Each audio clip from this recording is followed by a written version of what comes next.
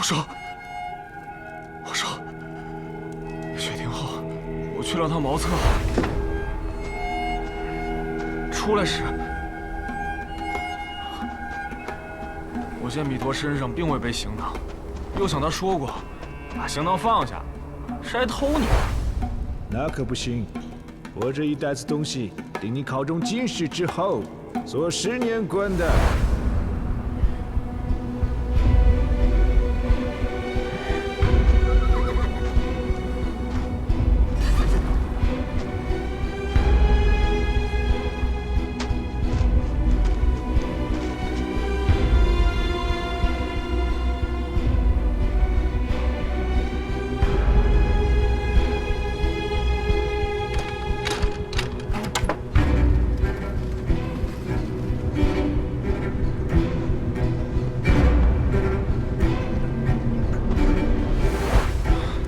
偷了行囊后，我就躲在了后门，趁大家出门之际溜回了房。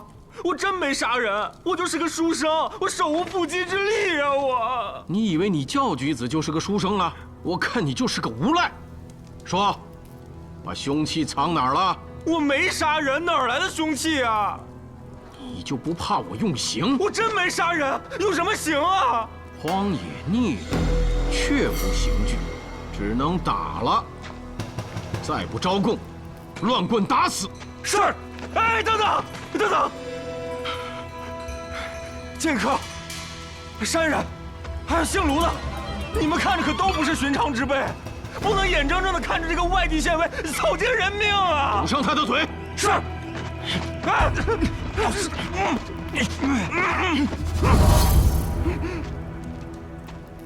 本案已告破，我会连夜赶赴深县县城。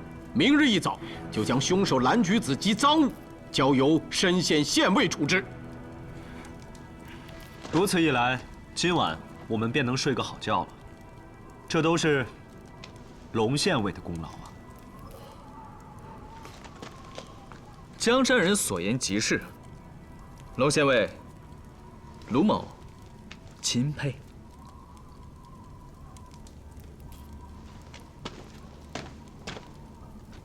龙县尉心怀正义，体恤民情，查案有方，断案如神。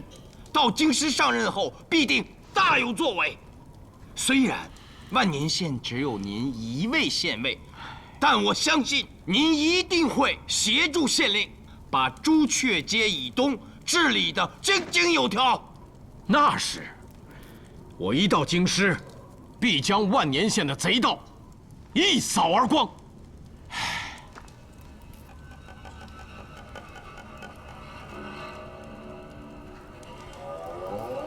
诸位，我们有缘再会。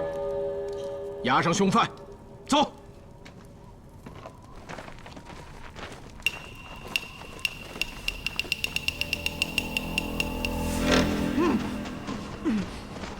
贼寇休走！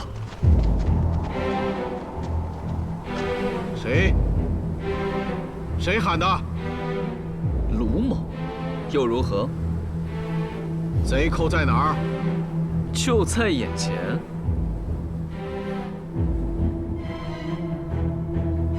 谁啊？冒充县尉者，便是贼寇。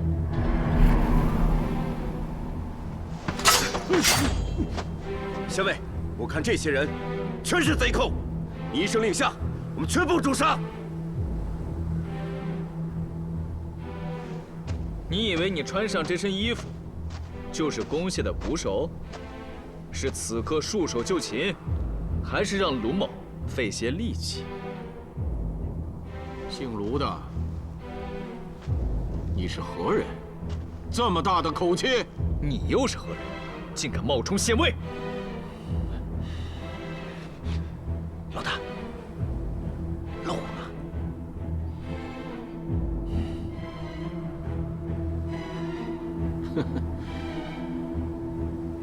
你们到底是什么人？龙某又是怎么露的马脚？还是我来说说吧。那些苛捐杂税，恕难从命啊！这我要是交了，岂不是在滋养硕鼠？说得好啊！苛捐杂税确实令人痛恨，但身为县尉，催缴赋税乃重要之责。我提到苛捐杂税时，你的反应与你的身份不符。当然，那个时候你还没有彻底暴露。我也并未怀疑，毕竟你仪表堂堂，查案得当，询问干净利落，对比脚印的方法更让人佩服。可惜接下来，虽然万年县只有您一位县尉，但我相信，您一定会协助县令把朱雀街以东治理得井井有条。那是，我一到京师，必将万年县的贼盗一扫而光。你说你是县尉，被提拔至万年县赴任，竟不知京师所辖的万年有6个县尉，分别是司户、司仓、司公、司兵、司事、司法。你这个假冒的，若是真到了京师，岂不是让人笑掉大牙？6个县尉，奶奶的，有那么多当官的做甚？兄弟们，我看出来了，姓卢的和姓苏的必是当官的。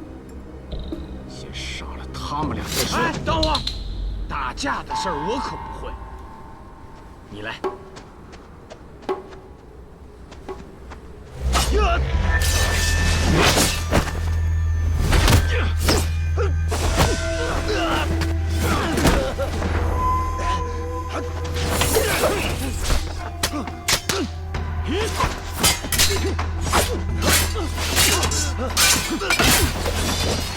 哎，你们不能3打1啊！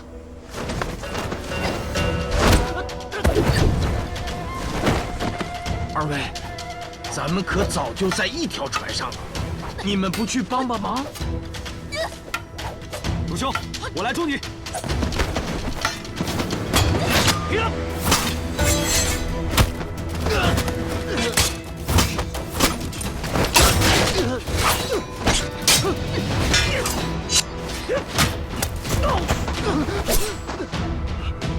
多谢。不谢。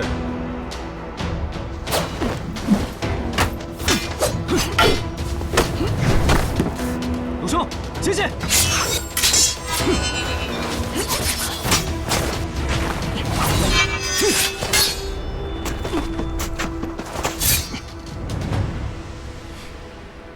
你武艺不错，你胜之不武。何出此言？兄弟被擒，我心急如焚，才露了破绽，不然，小娃娃，你早做了我的刀下之鬼了。哼，你们是知道龙某人要打此经过，提前设下的陷阱吧？你们这些当官的好狠毒，竟杀了一个粟特人诱我上钩。也罢，今日便是我与妻儿团聚之时。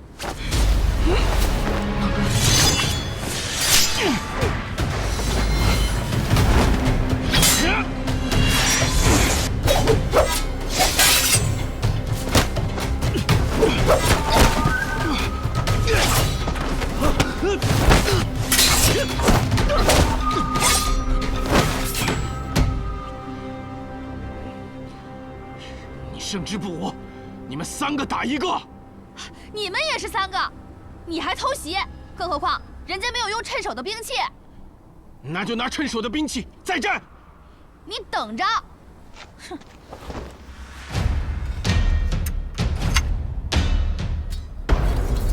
这个假县尉狂妄自大，好好教训他。遵命。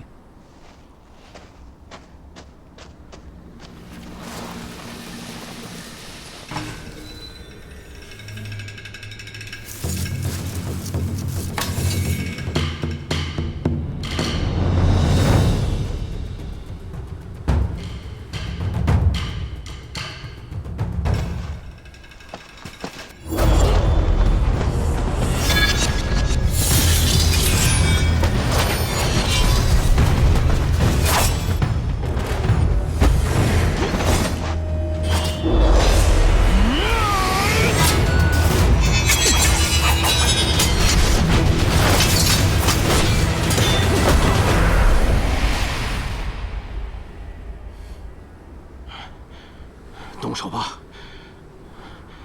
龙某人只求速死。那不行啊！刚才你审了我们，现在该我们审审你了吧？我本梁家子，韩州云顶县人，家里靠酿造葡萄酒为生。20年前，遇到一个贪横的县尉，征缴各种苛捐杂税，以致营生艰难。我爹被逼得吐血而死。我向为父报仇，拜师学艺10年而成。没想到那县尉已经高升，不知道又到哪儿发财去了。我接下了爹酿酒的营生，娶妻生子，也过了几年好日子。结果又来了个县尉，比逼死我爹的那个更贪婪，更豪横。我与他理论几句，便被抓了下狱。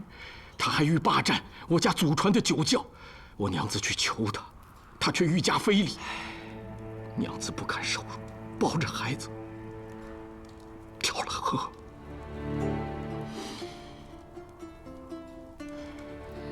我在狱中得了消息，想法子越狱而出，将那县尉打了个半死。哎，那你为什么不给他杀了？我虽习武10年，但从来没有杀过人。见那狗县尉家财万贯，我一气之下将其洗劫一空。自此游走江湖，结识了这2位兄弟。他们俩的遭遇也都跟我差不多。我们3人皆痛恨横征暴敛的县尉，所以每到一处，必将县尉家盗个精光。不过，深县的县尉倒还清廉，家里竟毫无油水。听说是个年轻人，我还真想见他一面呢。家中无油水，就能证明是好官吗？我打听了，去年闹蝗虫，好多田地颗粒无收。这个年轻的县尉，散尽家财救灾，这还不是好官吗？哎，行了，先不说别人的事儿，先说说你，为何顶着万年县县尉的帽子要去长安啊？听说京师也有县尉，想必油水更大。你胆子也太大了。就是啊，敢假冒县尉，我一进门就看出他不是好东西了。诸位，现在知道我是被冤枉了吧？快给我松绑啊！人虽不是你杀的，但赃物在此，偷东西这事儿没冤枉你吧？旅途之中有点小偷小摸也是可以理解的。你还真是无赖！你一个小女子那么厉害干嘛呀？敢与男人斗狠，以后是要嫁不出去的。嫁人不需要你操心，我先割了你的舌头！樱桃，假县尉龙泰和他2个帮手已经被擒获了，可是杀死米陀的真凶尚未找到。诸位以为谁的嫌疑最大？反正不是我，也不是我。既然假县尉已经露出原形，那真县尉也就别再矜持了吧。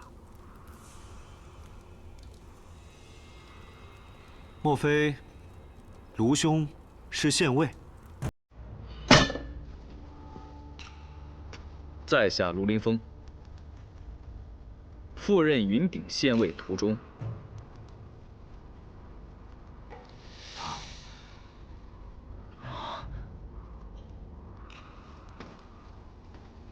龙泰，你记住，我到任云顶后，断不会乱收苛捐杂税，那些积压的旧案冤案，我也会逐一查清。若真如此，是云顶之福啊！山人，剑客，你2人帮忙看好这几人，待卢某再看祠堂。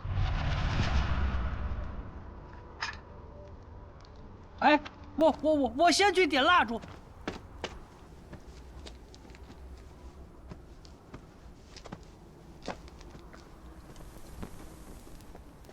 老费，啊你在做什么？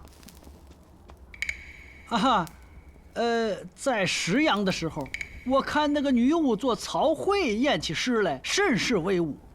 我费老神医也想学学练练。我刚才把她浑身上下都摸遍了，并无伤害。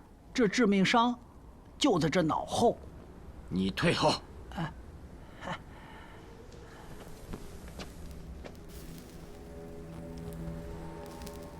龙太判断无误，是被重物猛敲后脑而亡。锤子？不是，镐头？也不是，应该是类似于铲子一样的东西。铲子拍死人，米陀也算强壮，这用铲之人的臂力可不小啊。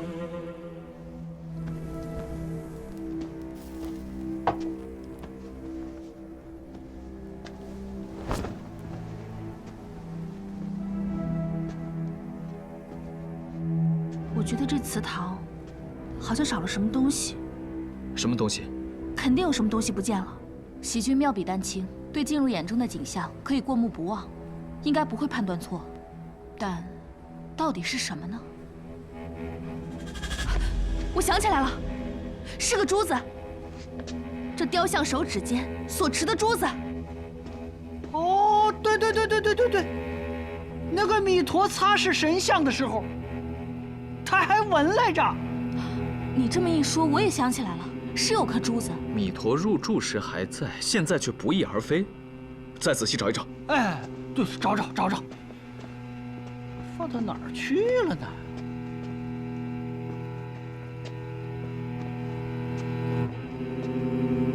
哎，苏无名，你怎么不跟着一起找啊？我在想，这个弥陀是粟特人，最善于拾宝，也许就是因为这颗珠子，他才执意要住在这祠堂里。有道理呀。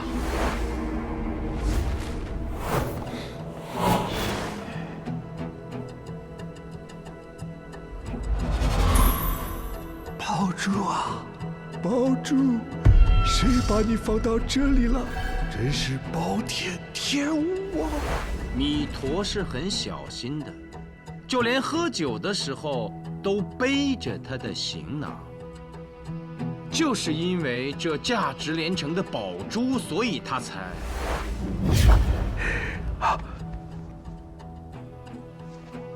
如此说来，弥陀因得宝珠而兴奋，故去前厅讨酒。蓝橘子趁机盗取其行囊。那凶手？雪地上并无更多脚印，凶手应是早就潜伏于祠堂之中。谁说进祠堂非要从雪上走了？苏无名，你倒是提醒了我。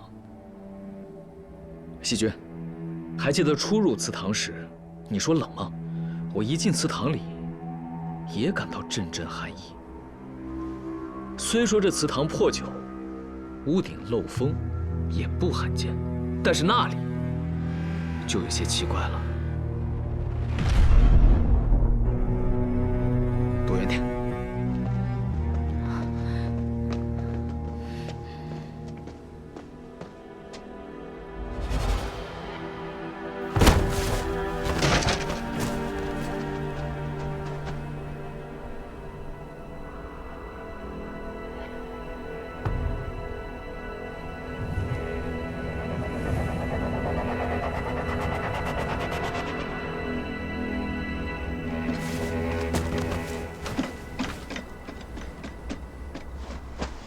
哎，你这欺负我们上不去是不是？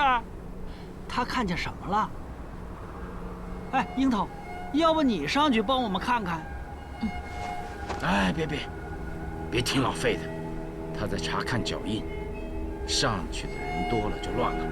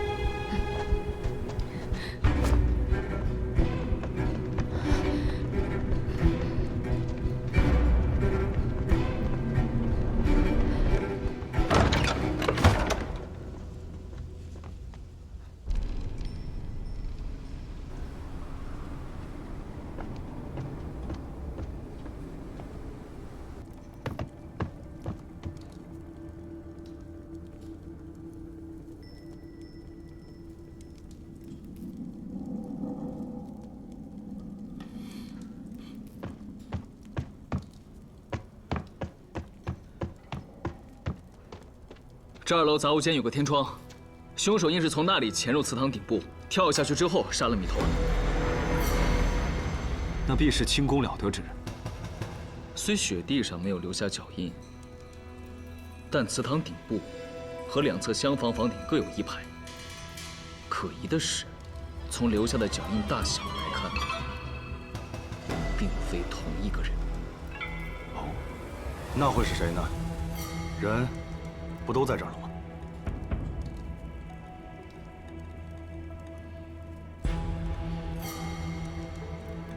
不对，从我们进店到现在，已经少了2个人，除了女店主，还有那个跑了的老伙计。那个老伙计出了后门，跃上院墙，进了后山的林子，又趁我们不备翻了回来，进了祠堂杀了人。这也说得过去，因为他毕竟是知道米陀就住在祠堂里。但还有另一种可能。系上红绸子，应该是在提醒外出的同伙，这店里住了人。同伙回来以后，看到红绸子，便绕到了后山的林子，再越过院墙，进了祠堂。这也太吓人了吧！而另一串脚印，更令人毛骨悚然。剑客刚才说的对。活着的人都在，除非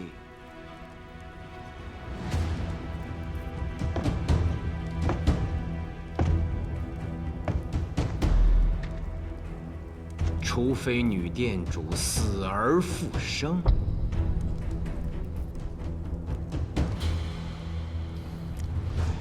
女店主死了？那是你来之前的事儿。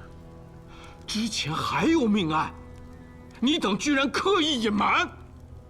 行了，龙兄，还把自己当县尉呢。来啊，把他弄下来，开缸。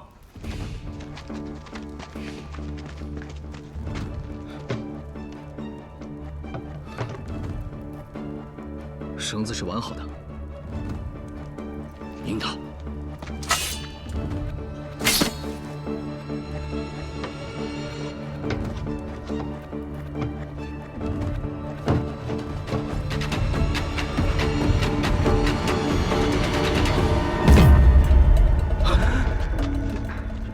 人呢？不，尸体呢？那就是这缸有问题啊！玩吐落刀子之时，这口大缸始终敞着盖子，也许就是那女店主故意给自己留的藏尸之处。你分析的对，也许这就是真相。让我看看。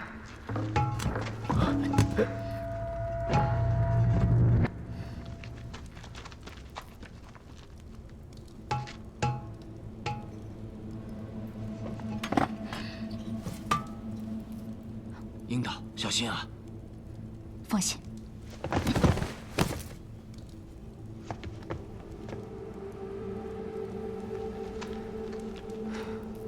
还好有这位姑娘，洞口如此窄小，我们这些男人根本进不去。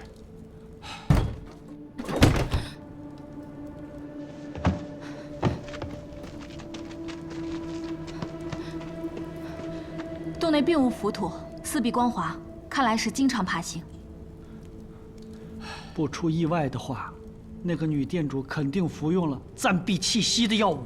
不对呀，当时我亲眼看见那个匕首刺入她的胸膛，我们离那么近，那血流的，江山人，还沾了你一手呢。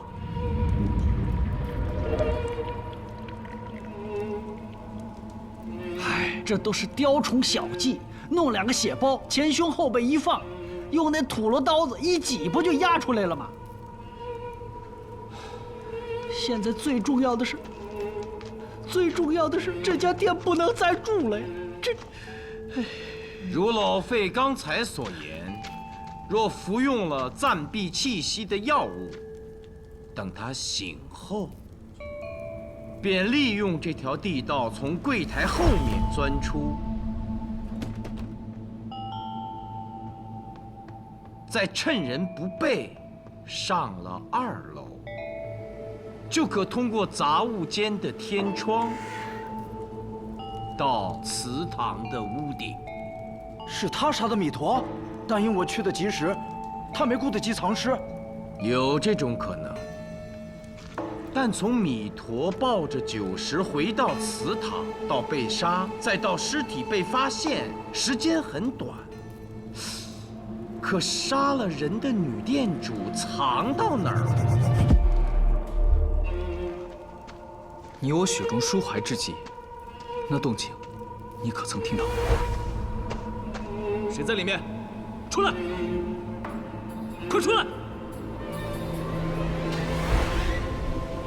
我听得很清楚，确实是祠堂方向。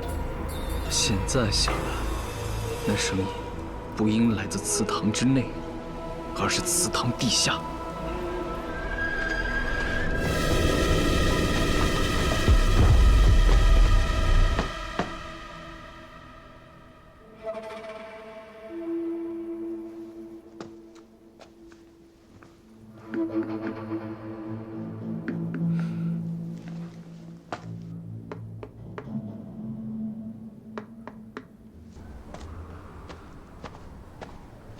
地下似有空洞之声，但并未找到入口。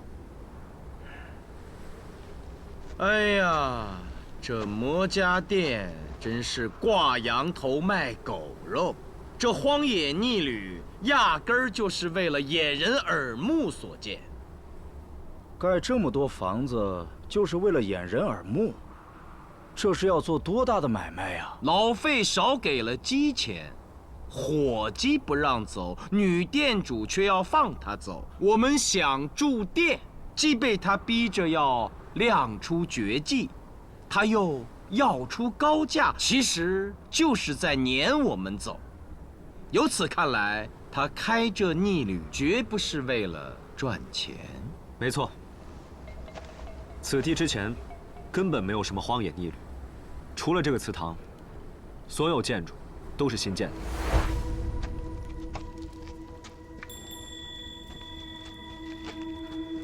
你这店开了也得有7、8年了吧？啊？我的意思是，应该存有陈年佳酿吧？啊，当然，好眼力。我这店开了得有10年了，自然有陈年好酒。山人如此问，是在试探那女店主。苏兄，好机灵。试出他在说谎，却没有道破。我所寻答案，并非如此简单，所以，我才会耐心等待。有耐心，有定力，让人敬佩。就连女店主假死都没能让你亮出自己的身份。卢县尉早就看出你并不是什么修炼之人。我这店开了得有10年了，自然有陈年好酒。上菜。这山人有来历，不知是敌是友，不如邀他同席共饮，一探究竟。江兄，方才见你幻术了得，竟能画出阳线书生的一语，着实神奇。在这风雪之夕，相逢这荒野逆旅，可否联席共饮啊？原来江某从未逃出过2位仁兄的法眼，还一直装模作样，真是惭愧。我等受审之时，卢县尉曾说自己叫……我叫卢无名，而苏兄说我姓苏，就叫苏凌风。如今，卢县尉已道出自己的真名，卢凌风。若我没有猜错的话，苏兄的真名应是苏无名。正是。还真是2位仁兄，你们在长安屡破奇案，威名早已传至深县，今日得见，江某三生有幸。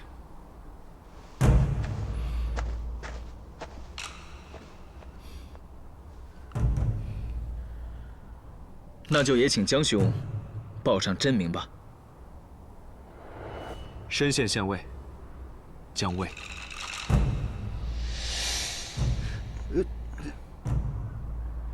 又一个县尉，加上这个曾经的长安县尉，真真假假，一共4个县尉。这今天真是到了县尉窝的了。你就是深县的县尉？你去过我的住所？去过。那10两银铁是你留下的？我是看你太穷了。不明之财，我早已上交公谢。但是龙兄一番好意，江某在此谢过。哎，这多不好意思啊！说正事儿。江县尉此番前来，所谓何事啊？多日前，数10名造物工匠突然失踪。我一路探查，得知他们是被人请去建造客栈。我寻遍附近州县，最后锁定了这里。此地位于我深县的偏远地带，因天气变化异常，而被世人俗称为“雪窝子”。数10名工匠。我说厨房里怎么会有那么多副碗筷？那么多人，该不会是来盗墓的吧？这里是6朝金刚寺遗址，应该不会有古墓在此。挖金，姓苏的，之前你说的葱了、卸了的，不就是指这山上有金银吗？贾兄好耳力啊！但我记得我说这些话的时候，你应该在屋里跟米陀喝酒呢吧？我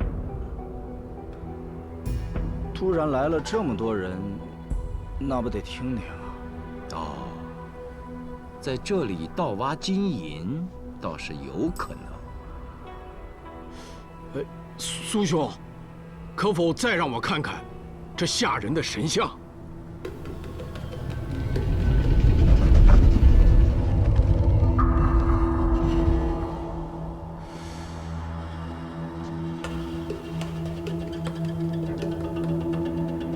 他手指间是不是还有个珠子？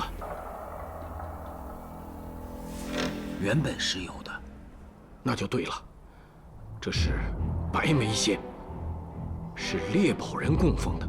猎宝人啊，就是收人钱财，专门为雇主寻找宝物的那些人。正是，这些人只认钱，且不择手段，所寻的宝物都价值连城。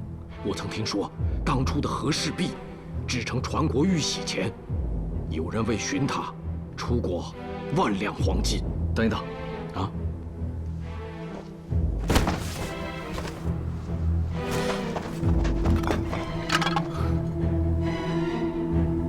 接着，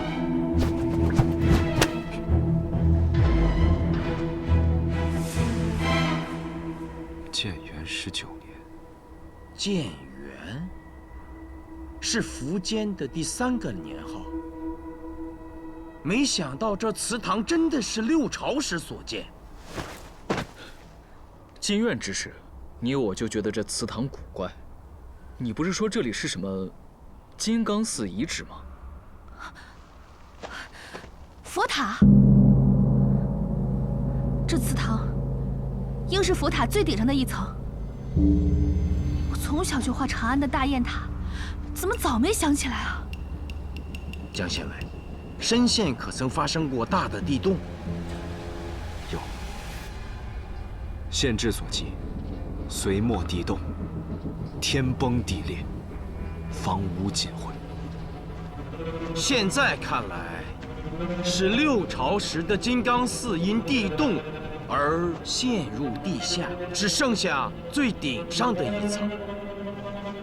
那些所谓的猎宝者，在荒野见此逆旅，就是为了盗取寺中的宝物。但他们无法避免客人来投诉，那女店主便玩起了赌命游戏，好驱逐留宿的客人。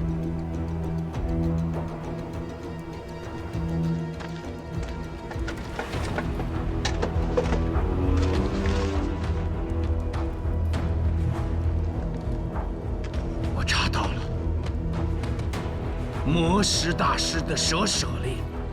大师号称天下第一讲经人，圆寂后蛇化舍利。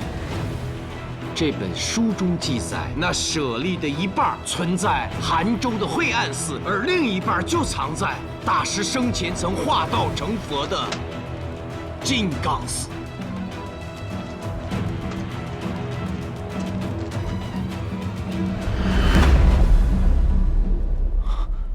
这得值多少钱呢？我唐人以为，魔石大师的蛇舍利，仅次于佛祖舍利，乃无价之宝。此宝我亦有耳闻。既如此，那祠堂内定有潜入地下的通道，待我再去找。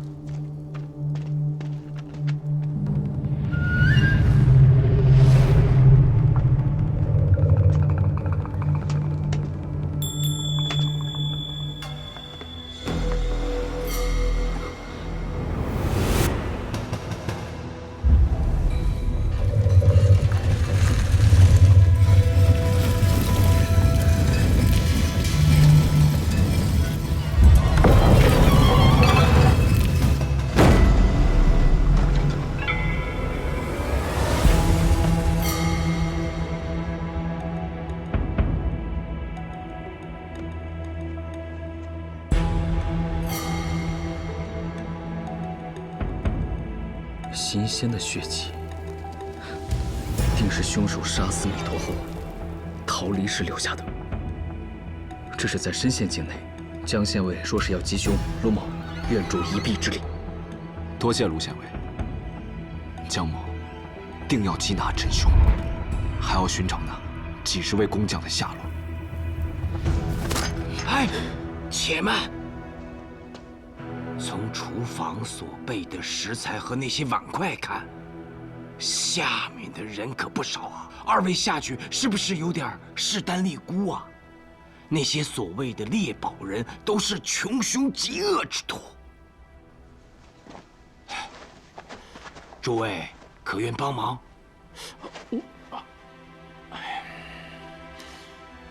江县尉，龙太及他的兄弟，可否戴罪立功？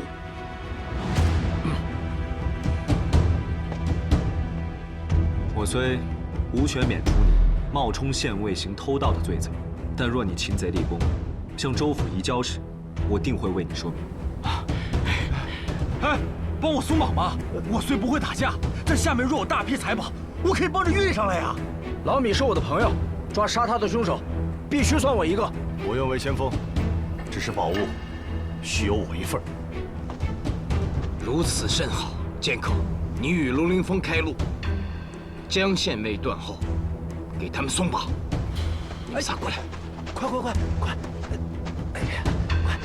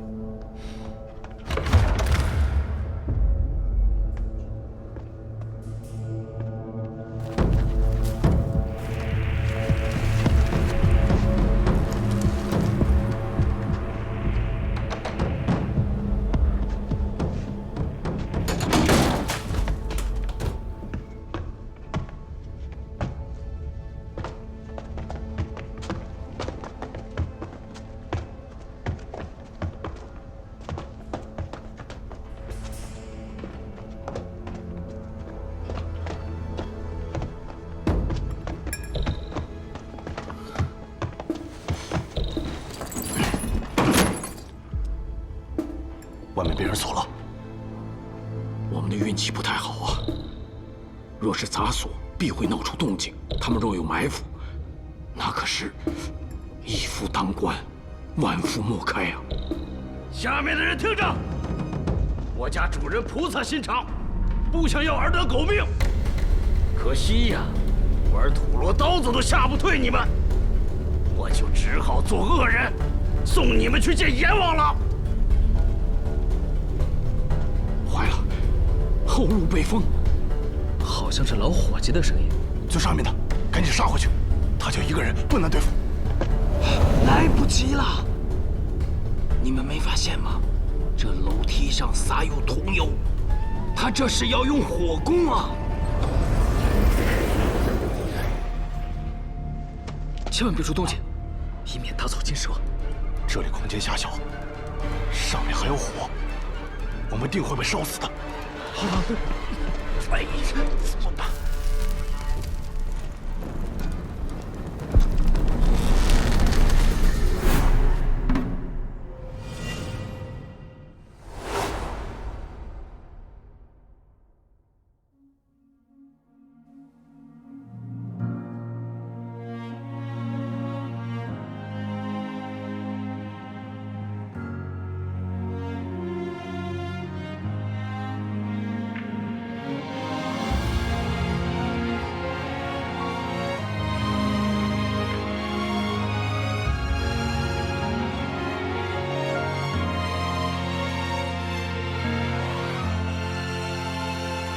无法乱，斧头案，马鸣萧萧，彩云散。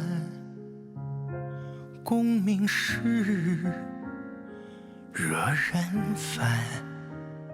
千重渡过万重山。一桥弯，冷月暖，西出阳关路漫漫。为君一死生难，胡杨琵琶念长安。银河百丈，星辰闪烁。故园半亩，花开花又落。临风一世，无名白首，赤子心，托苍穹。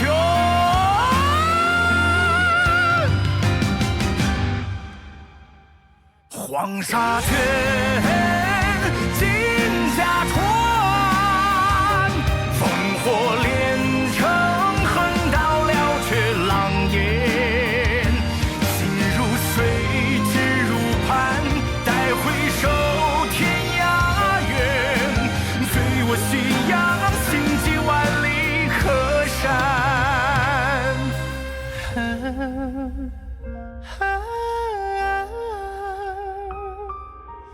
与谁同坐明月清风？